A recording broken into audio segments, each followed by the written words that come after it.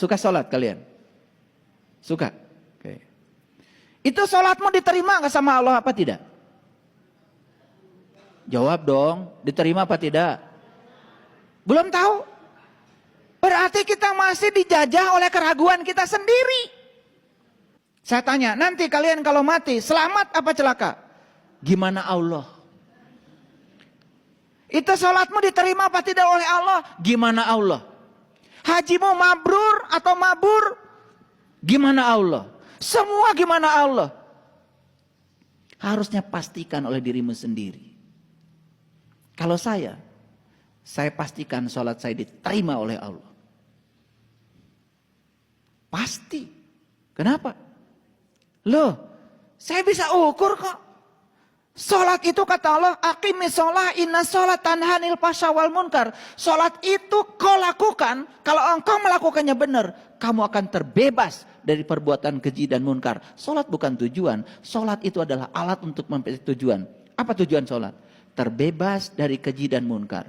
Kalau kita sudah merdeka, kalau kita sudah damai, tidak nyalahkan orang, tidak usil pada orang, itu indikator sholatmu diterima. Ukur oleh kita, pastikan kita tahu bahwa sholat kita diterima. Ibnu Atha dalam kitab Al-Hikam mengatakan, untuk tahu sholatmu diterima oleh Allah, tidak perlu tanya Allah, tanya saja dirimu sendiri. Ini orang bijaksana sudah sampai ke sana. Jangan Allah menjadi sasaran terus, sasaran untuk menumpahkan kebodohan kita sendiri.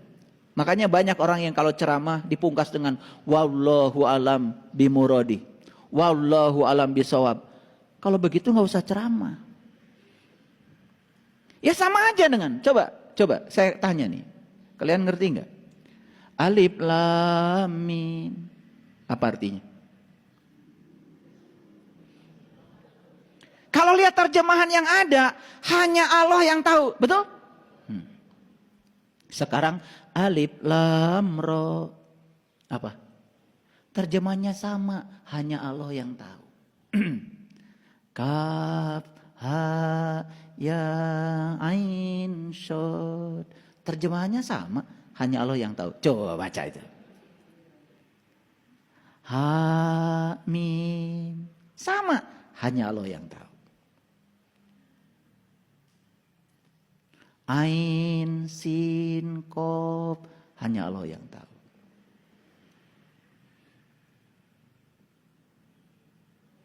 Arabnya beda-beda tapi Indonesianya sama, hanya Allah yang tahu. Dan semua kita sepakat untuk menerima itu tanpa pikiran yang cerdas. Sekarang saya akan mengajak berpikir sedikit aja, nggak usah pintar-pintar. Lihat semuanya ke sini. Quran ini petunjuk bukan? Buat siapa? Buat manusia. Dari siapa? Dari Allah. Nah, Quran ini ibarat rambu-rambu lalu lintas. Petunjuk. Persis seperti rambu-rambu lalu lintas. Siapa yang bikin rambu lalu lintas? Polisi bukan? Polisi yang bikin. Siapa yang menggunakan? Pengendara bukan? Makanya harus lulus SIM-nya.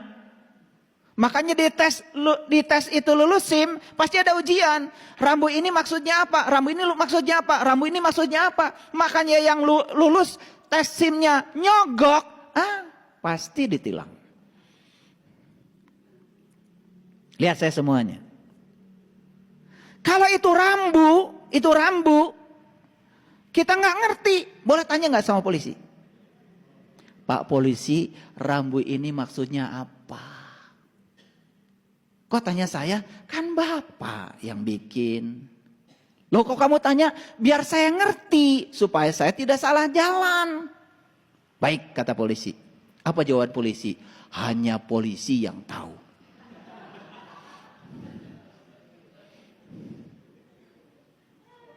Jadi ini polisi bikin rambu-rambu, hanya polisi yang tahu. Ngapain disebarkan ke masyarakat? Allah bikin alif lam mim, alif lam ro dan lain sebagainya, hanya dia yang tahu. Ngapain disampaikan pada Rasulullah? Ngerti maksud saya? Biar pusing kalian. Habis ini kalian kan akan mikir. Jadi kalau gitu alif lam mim apa? Alif lam, cari aja sendiri, enak aja. Saya nyarinya juga berpuluh-puluh tahun. Saya udah kesana kemari itu. Saya nyari, katanya ada di sini yang ngerti, ada di sini ngerti. Udah saya temui semua. Gak jelas.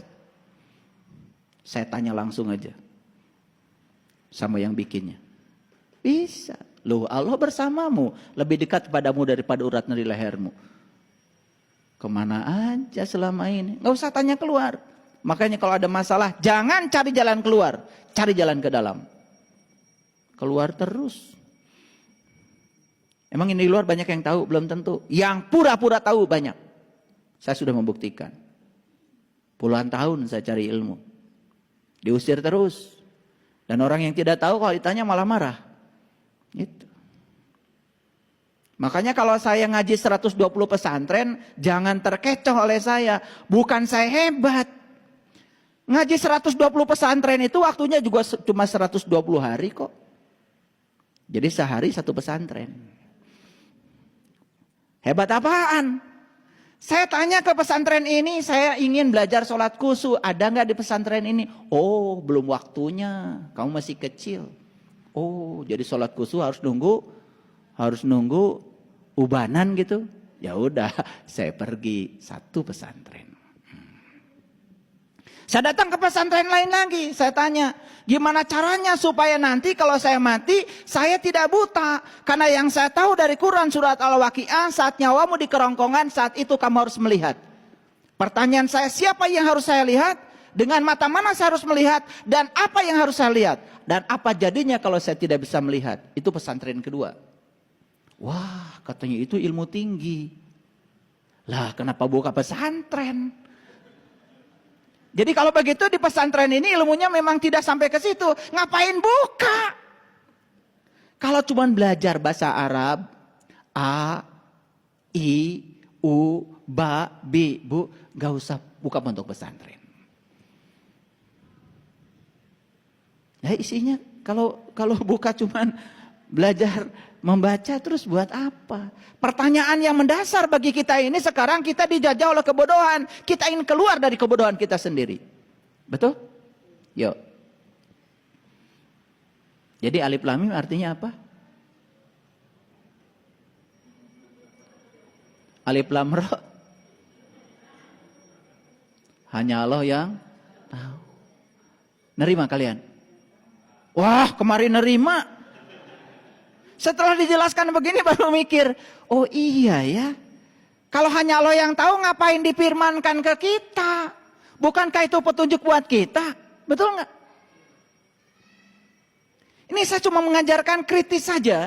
Karena ciri manusia abad 21 itu 5. 1 kritis, 2 kreatif, 3 kolaboratif, yang 4 komunikatif, yang kelima compassion. Cinta kasihnya besar. Nggak tahu. Kenapa ada orang yang mengatakan manusia abad 21 cinta kasihnya besar?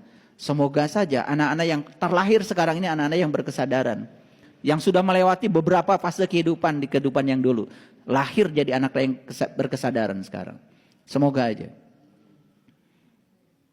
Karena harus diputus itu. Satu generasi. Karena ketidaksadaran ini diwariskan terus menerus. Mengerikan.